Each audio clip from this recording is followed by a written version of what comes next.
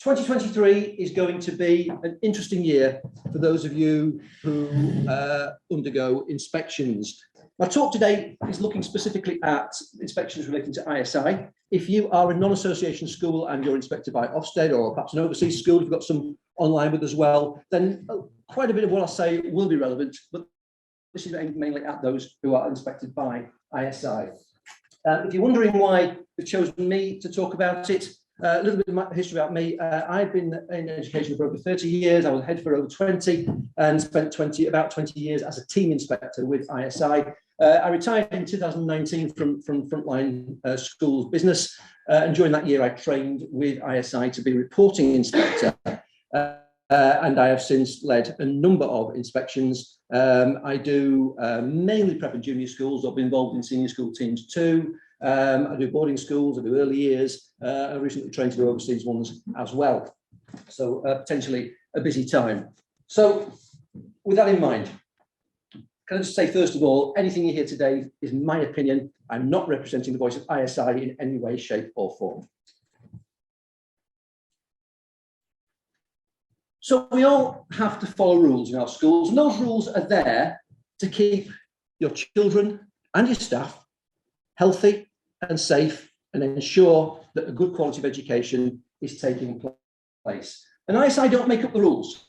They come from the Department of Education, and ISI and Ofsted are the two agencies in the UK that inspect how far those regulations are being adhered to. So everything we have comes from the Department of Education, and they have put a great deal of thought into what we are supposed to be doing. Today I'm going to look at two things. I'm going to look in a few moments at some new proposals from ISI about how the inspection framework might look going forward from September 23. But I'm going to actually, on the other side over there, ensuring you stay inspection ready with the current framework. Now, I know that as I look around the room, some of you are sitting there feeling fairly smug. I know you've been inspected quite recently. You've got the grades you wanted, and you're sitting there thinking, that's me done. Don't have to worry about that anymore. Normally, we have an inspection every 3 years or thereabouts. They're either a full compliance inspection or they're a shorter focused compliance inspection mixed in with educational quality. And they say we expect those to come around every 3 years. But just because you've had your 2 inspections, do be aware that's not necessarily the end of it. You still have to maintain yourself as what we call inspection ready, because the DfE can send a team in at late notice, particularly, for example, if there was a safeguarding concern raised by a parent that managed to find its way to the DfE, then you might find that even if you've been done recently, you might find a team come shortly after you think you've been inspected. I know that for 2 schools in this room, that has happened over the last couple of years. Well, let's start off with the current frameworks. I know some of you are still waiting for your final inspection. So let's try and give you some advice to help you avoid the common pitfalls. Firstly, information. You will make your whole inspection a lot more straightforward, a lot easier, and a lot less stressful if you can get all the information that's required to the inspection team in good time. Now, you should be uploading everything to the ISI portal. Clearly, you have some things on your website. There are some things you have to have on your website, like your safeguarding, your RSE, and so on. Other ones you can upload to the portal. And if you can get everything up there, up to date, when the inspection time comes, your reporting inspector can have read all those policies in their own home, in their own time, at their leisure, in a stress-free way. They will have a better handle on the way your school operates, and they'll come in with just a few questions left to answer. If you give them everything half an hour after the phone call on a Monday, and they've got to read 856 pages on the train on the way down to your school or up to your school, it doesn't put them in the best frame of mind. And they don't know your school very well. They simply haven't had time to synthesize all that information. So everyone's starting with a disjointed relationship. So get the information up there in good order. There is a catchily titled document on the ISI website. It's called 3.01, Documents Required for Inspection.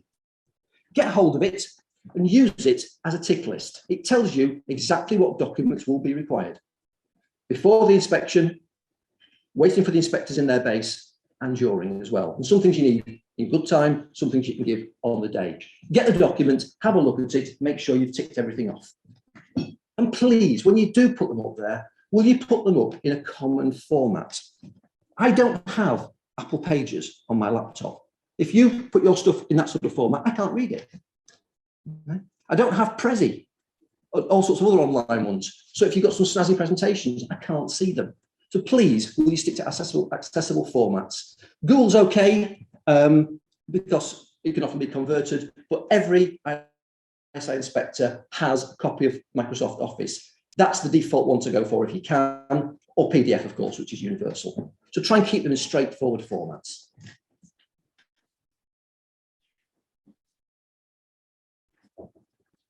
Single central register, it sends shivers down your spine, I am sure.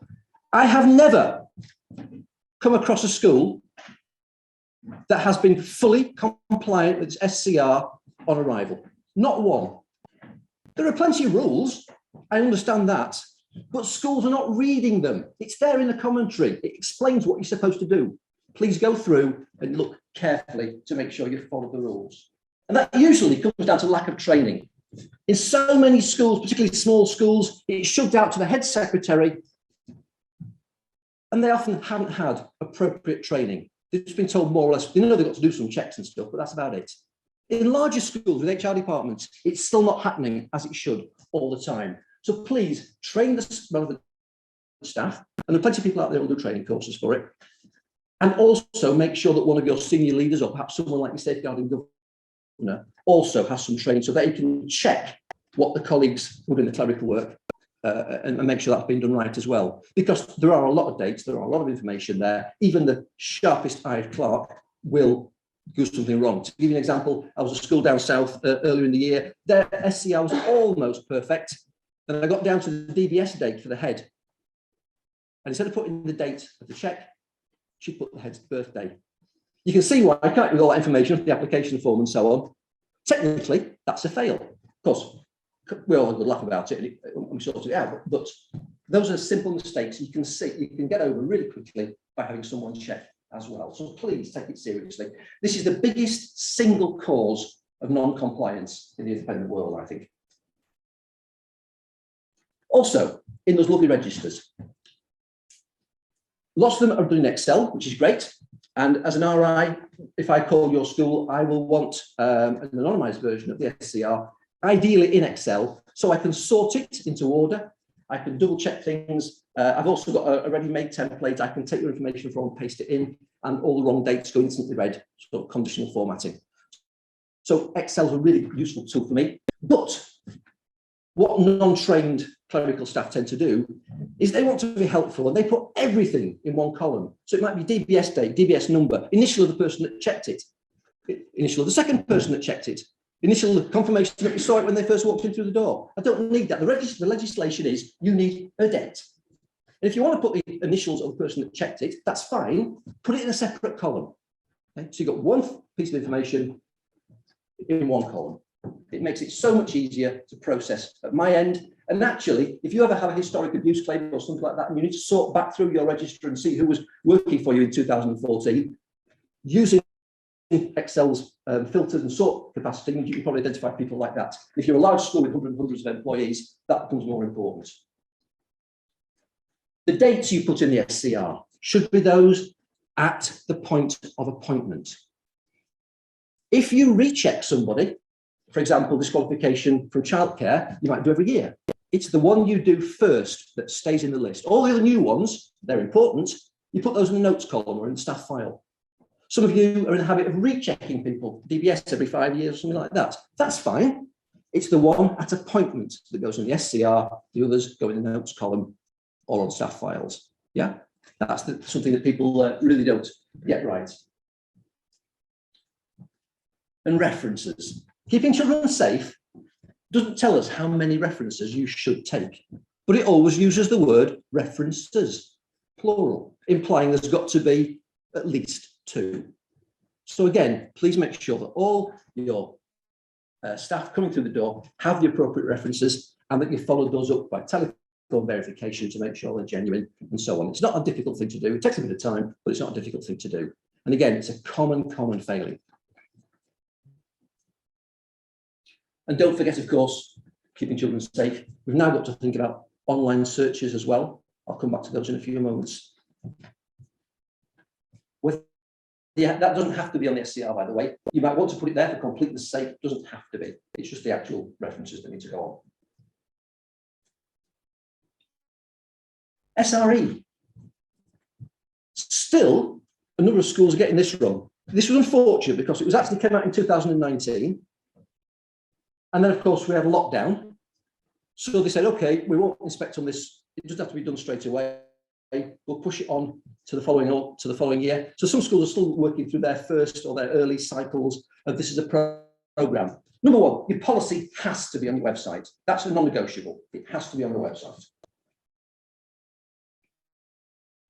The second thing is, and this is a common failure, in fact, I failed someone for it just last spring, 2A1F in the regulations, you've all got this, if you've got the ISISF, they've all written down for you, tells us that we must consult parents before making our policy and at the point of revision of that policy, which often might mean every year.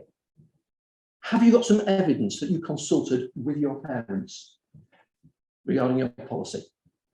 This, of course, came out of an issue in Birmingham a few years ago, where there was a cultural backlash. One of the Birmingham schools would try to make all the parents sign up to the policy which they didn't agree with. Doesn't mean you've got to pander to every single parent that doesn't like it, but you've got to have gone through the motions and understand why they might not like it. So ideally, you'll have done some consultation. If you've updated your policy or you're about to update your policy, maybe start that now. It doesn't have to be, some schools go to the whole thing of doing a Microsoft form, sending it to everybody, or some people just take a straw poll at parents' evenings. Some people actually have parents in to talk to them and explain what's going to be taught. All that counts, but you've got to be doing something where the parents have got a chance to object.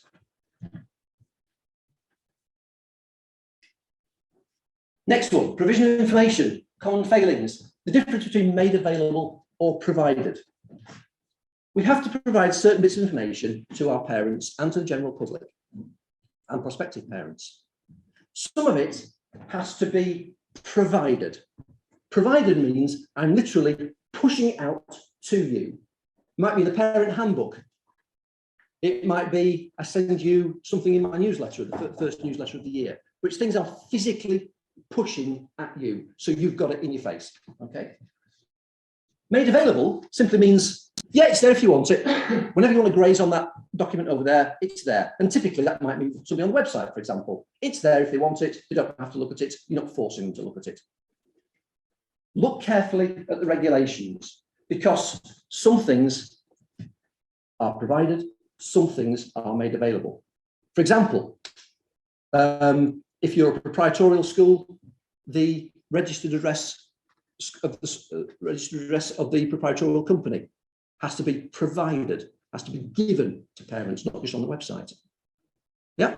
So know the difference, please, because items on your website are there if they want them. They're not pushed at them. They are only made available, not provided. Think about how you physically give stuff to parents.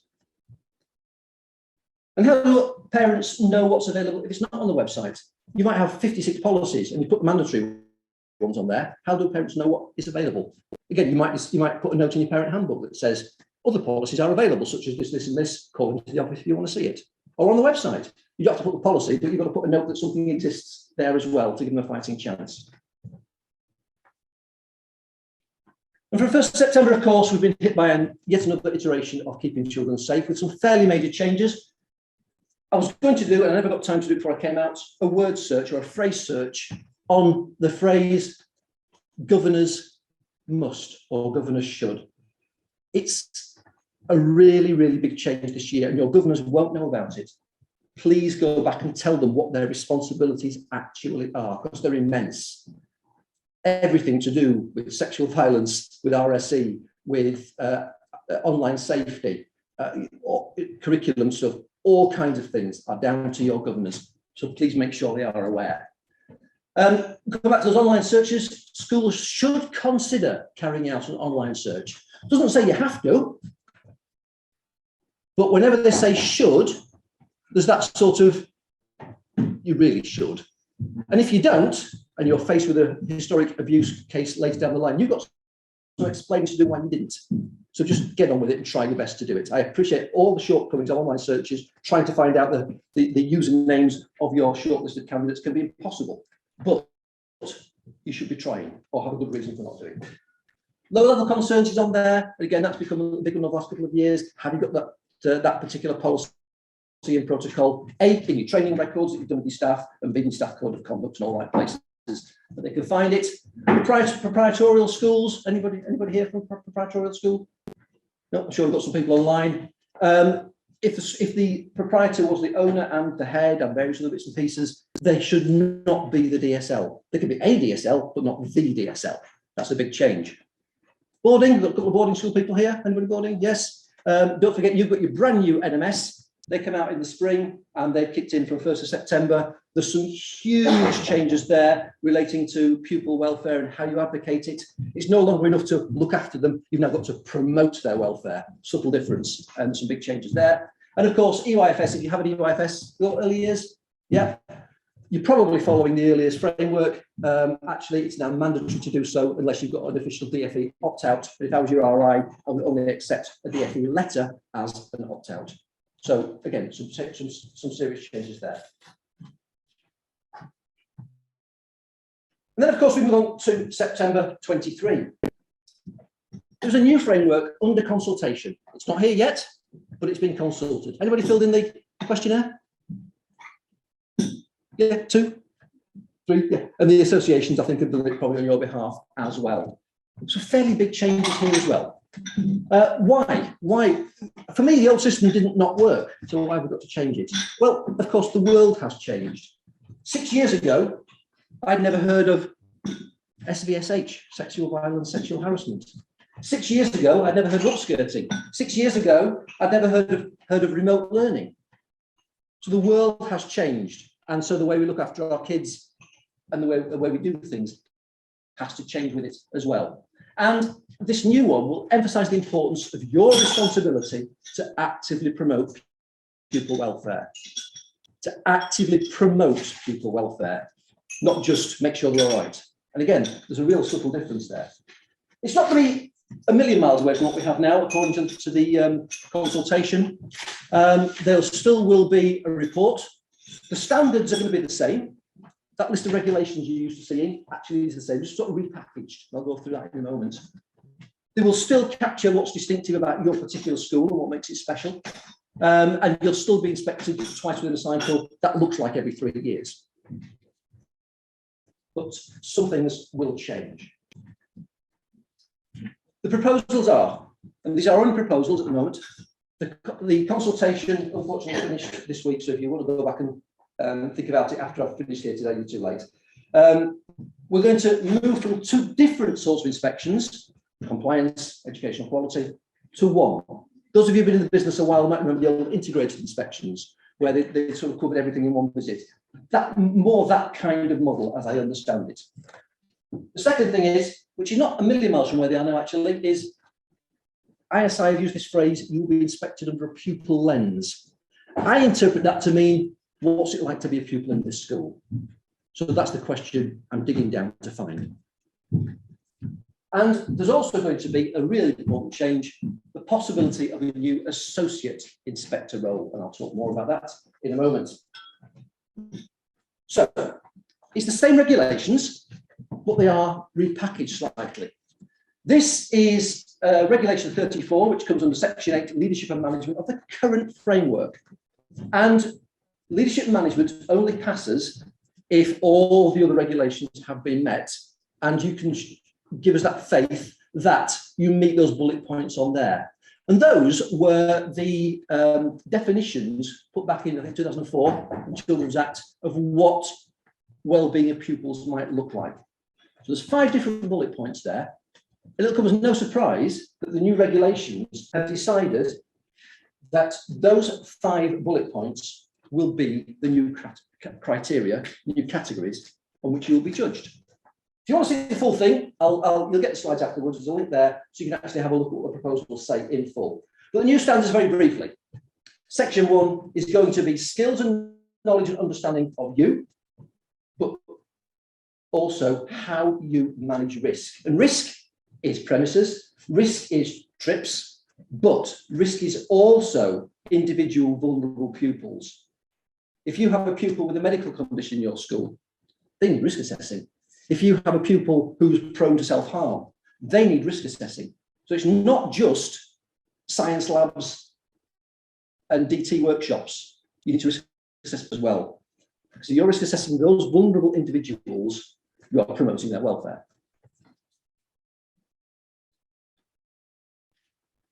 Section 2 is protection from harm and neglect.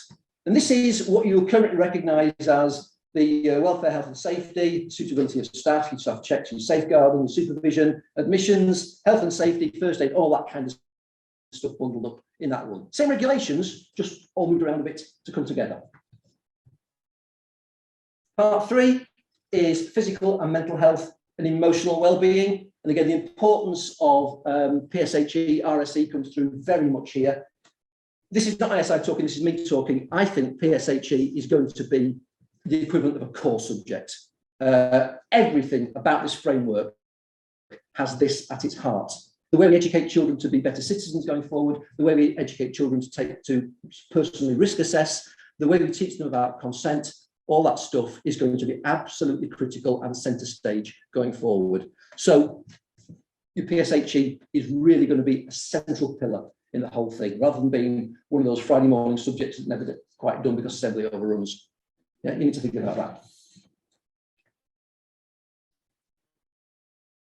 that. Contribution, sorry, education, training, recreation. This is the actual teaching and learning bit. And this will take in much of what was the old section A's in the achievement section, its curriculum, its teaching, assessment, so on and so forth. But you'll also notice, in response to another Ofsted survey, particular protection of SEND. We've always done subgroups, but you really have to show what you're doing for those educationally vulnerable pupils and those with special educational needs. Contribution to society, again, it's pretty much what was the SMSC stuff.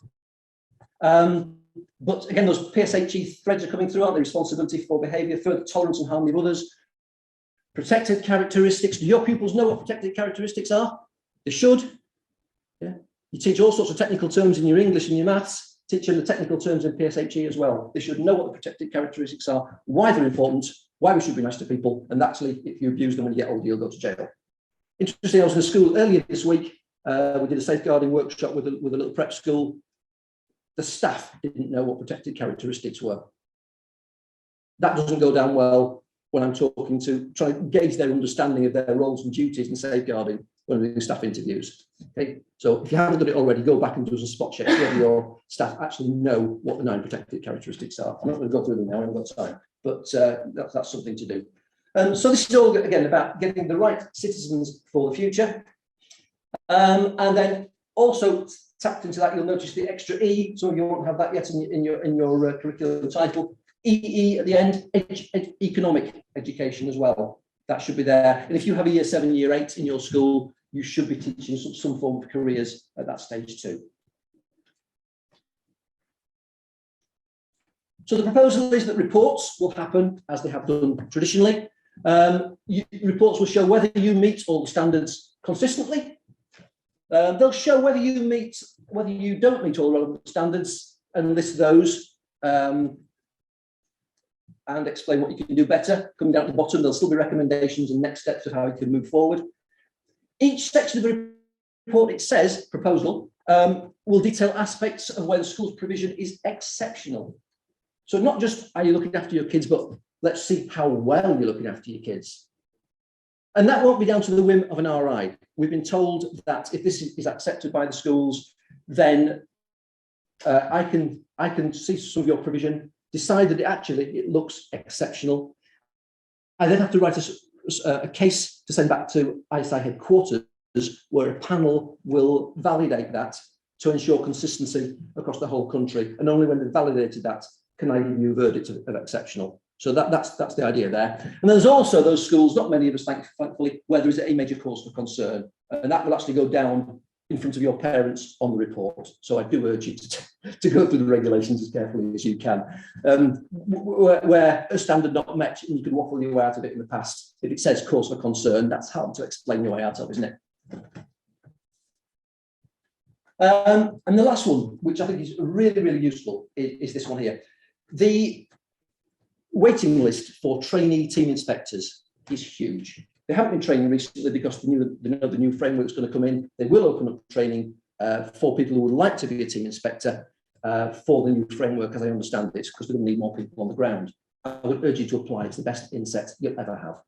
However, because the number of applicants always exceeds the number of open places for training, this new role is a possible way forward. Basically, you could nominate a member of your SLT, be a head, aspiring deputy, or whatever, to join as an associate inspector. They would join an inspection team and be out of school for most of the week, which has got its downsides, but they would join the inspection team. They wouldn't be an inspector, but they would shadow the team. They would go into lesson observations with an inspector and see why the grades that were being given were given. They'd sit in on team meetings and understand the interpretation of the regulations. That's really valuable experience to bring back to your school then. I see some nods as well. It's something that you might well fancy yourself. If that goes ahead, I think that'd be a really, really useful thing. I think it'll add transparency to the whole system, and it will also be really good insight for all our senior leadership colleagues. So that's something that really does happen. Hope does happen. In terms of what happens next, we are just finishing the green phase down here, the formal consultations. So that closed actually this week. From all the consultations that have come in from heads and stakeholders and associations, and IIPS have done one, for example, they will put everything together as best they can. And then they will be looking for schools to actually volunteer to be guinea pigs to be inspected under this new proposed framework. That's not unusual. It happened in all the previous frameworks as well. And then working out the practical and logistical implications of what they find when they do it that way. Everything gets refined, so that by the spring, they would hope to have a pretty much working system, which they could then tell you all about. They would be looking to publish the regulations and systems. They'd be looking to train the new inspectors. They'll previously, for the old system, they did road shows up and down the country where they invited all the heads to try and tell them all about it, and so on and so forth, with a view to implementing in September 23. So exciting times. Whether you have been done and you're sitting there smugly, please don't, because they can drop out of the sky and come and see you if there's a particular concern and say, no, that's happened to two schools in this room.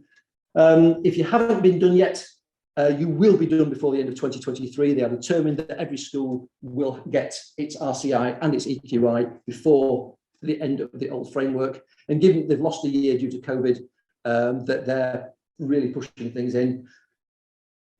I volunteered to do one a term up to 1.5 term. This time last year, I didn't lead them all, but I was involved in 8 between September and Christmas. They're just throwing anybody and everybody, getting as many teams out there as they possibly can. So if you haven't been done yet, you will be.